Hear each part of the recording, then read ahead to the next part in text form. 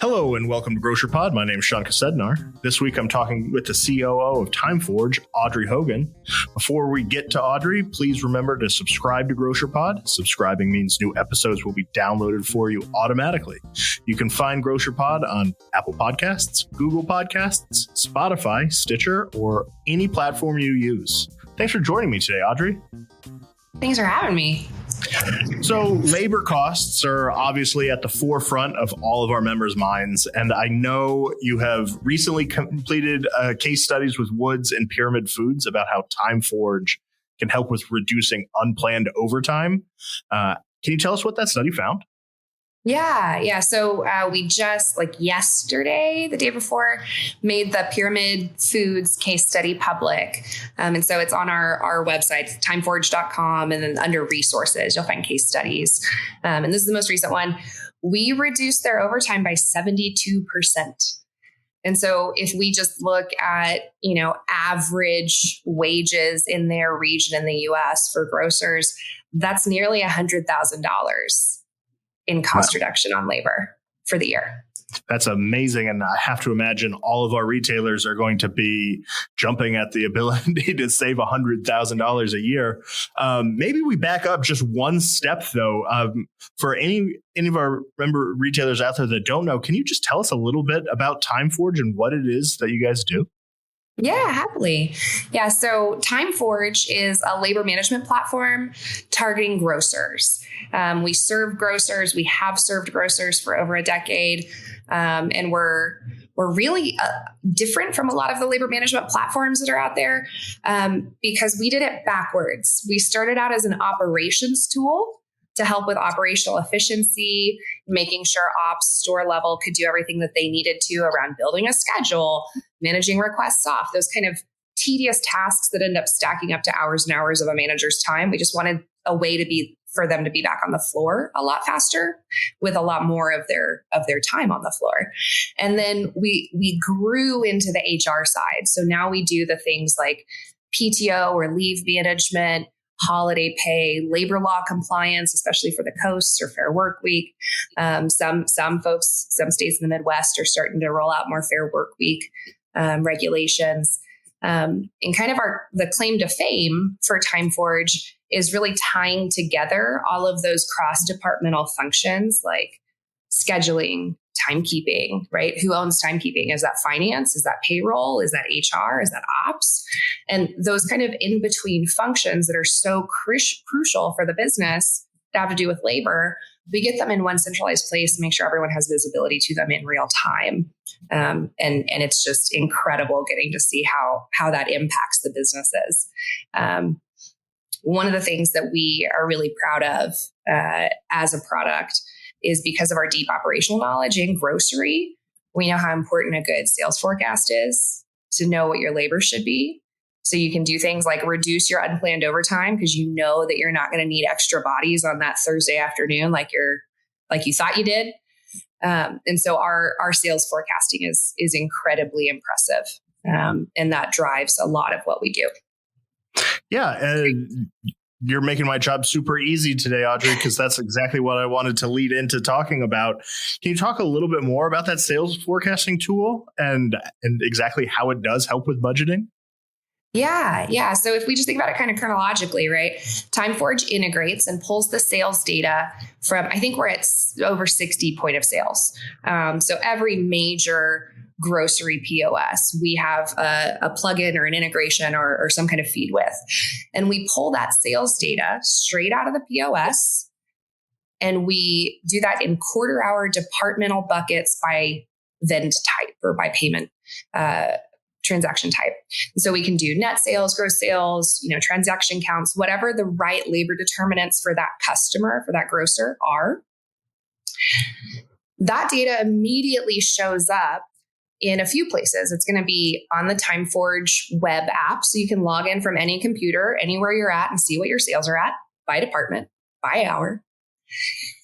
You can also just open up your manager app. So we have a TimeForge manager app that everyone loves, especially store managers and regionals, where they can just pull up that sales in real time and see what their sales are by store, by department, by hour. and kind of know exactly what's going on. From there, we don't just consume the sales. We have a proprietary machine learning ensemble. So a whole group of algorithms, there's like 40 something of them, that all take a whack at figuring out what your sales are going to be in the future. And so every week, that machine learning ensemble forecasts your sales for the upcoming 6 to 8 weeks. And it does that iteratively. So as it gets more and more recent sales data from the POS, it'll re-guess what your next month and a half or 2 months of sales are going to be. That's super impressive. And I'm just a guy that runs a podcast. I don't really have any experience. I can't imagine, trying to schedule without knowing that information. I assume because your product exists and you're out here selling it, that there are retailers out here that are just, making schedules and without really taking some of these things into account.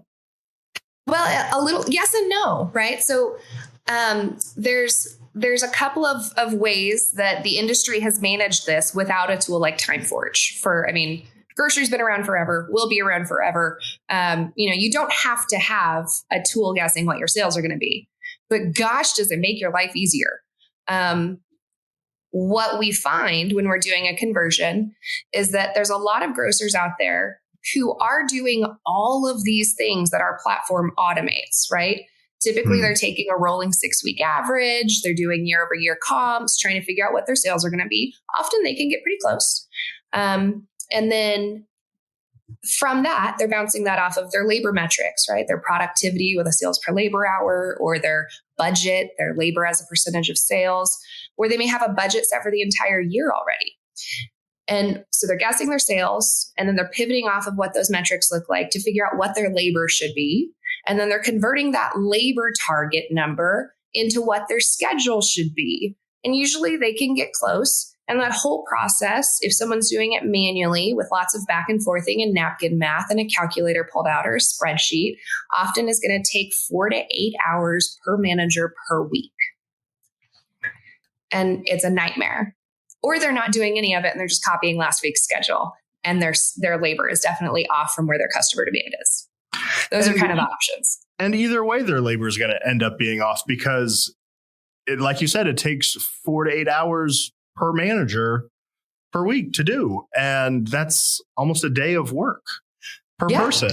And think about all the time that all the other things that they could be doing if they weren't doing that. And that's kind of one of the themes of the year, really, with all of the different people that I talk to each week on the show, is just like, how can we be saving retailers time? I started this show because retailers weren't reading the emails that I was sending them. And I thought, like, oh, if I made this show, then when they're driving to their different locations, they can just listen to it and get the information that I was sending them and get it. And so it's saving them time. And it sounds like TimeForge is a really great way to save a lot of different people's time and money, across the store, whether it's the manager or the people working, because people don't want to come and just like stand around, even if they're getting paid. Yeah. Well, and that's what we get brought in a lot to help with that labor optimization, right? To trim the fat. You don't need 4 openers on the front end every morning. We find that a lot. And a lot of times when we're talking to, especially like a regional chain or a small independent, which is where our heart is, the owner had no idea that the manager was scheduling 4 people to do opening duties, when it would take 1, mostly because often a manager doesn't want to do the opening duties, right? And so that's one of the immediate things that we all almost consistently hear when we do an implementation with a new grocer is like, man, we trim so much fat, right? I didn't even know that fat was there to trim until I started having the visibility. So like the first component is, let's see what's happening, because it's not just a napkin schedule pinned to the wall, right? I can see real-time visibility into what is happening at the store. And then let's figure out how to tighten it up. And we get pulled in for kind of that tightening up. But what we end up seeing is, like with Pyramid and with Woods, so we start seeing this like remarkably positive impact on the culture, which suddenly is driving better retention, better hiring practices. People are happy to come do their job because they know when they come in, they're not going to be so short-staffed that they're running the entire deli by themselves. And it kind of trickles throughout the entire organization, all from the initial thing of, hey, let's just automate a little bit of this manager's time, right? It's really cool to watch. That's a really interesting thing that you brought up, because I did want to ask you, like, how does, more effective scheduling, really change the culture, and how does that affect hiring and retention? Yeah. No, it's one of my favorite things to talk about. So I've worked in retail at store level. Before that, I had kind of a life in restaurants. And so restaurant life, restaurant culture can be really similar to grocery culture, right? There's a lot of camaraderie. Sometimes there's some pretty harmless, fun for the whole family kind of pranks, right? Everybody becomes a family. And we, for a long time, TimeForge, one of our marketing slogans essentially was around the fact that in retail and restaurants, your employee can walk across the street, get paid the same, do the same job every day in and out, and maybe that manager doesn't yell at them. Maybe that manager accommodates their kids' school pickup schedule. And so we ran some interesting studies, because what we wanted to find, when we launched TimeForge, we didn't know much about the grocery industry. We knew what our customers were telling us, and that was it. We didn't have the deep operational experience initially. And this was like 2007. So we've caught up by now. But we just, all we had was feedback from customers, and we were asking questions constantly. And one of the questions that we were asking was,